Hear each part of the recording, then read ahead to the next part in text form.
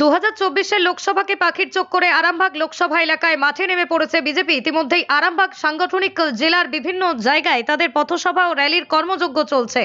সেই মতোই আজ আরামবাগ সাংগঠনিক জেলার বিজেপি যুব মোর্চার উদ্যোগে বিজয় সংকল্প বাইক র্যালি অনুষ্ঠিত হলো। এদিন সকালে তারকেশ্বর নতুন বাসস্ট্যান্ড থেকে এই বাইক র্যালি শুরু হয়।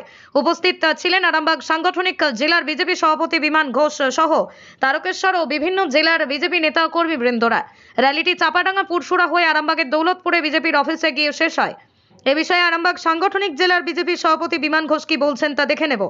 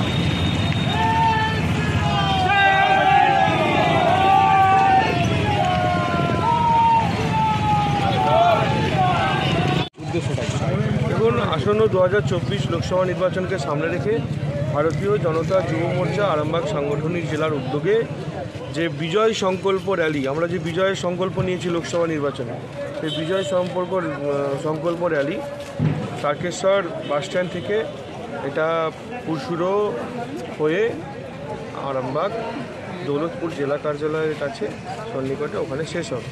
এর উদ্দেশ্য একটাই যে সমস্ত যুব সমাজের যে সমস্ত যুবরা আছে তাদের কাছে আমাদের আহ্বান যে তাদের চাকরি নেই, তাদের কর্মসংস্থান নেই, তাদের যারা চাকরি পেয়েওছে পার্মানেন্ট করে ব্যবস্থা নেই, সব সিভিক প্যারা এইসব দিয়ে চলছে।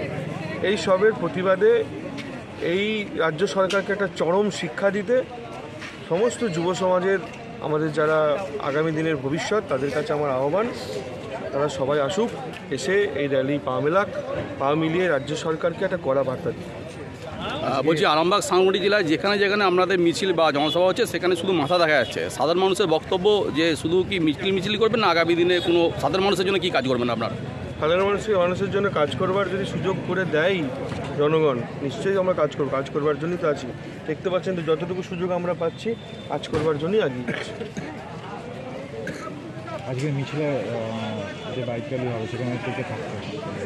আমাদের জেলার বিধায়করা।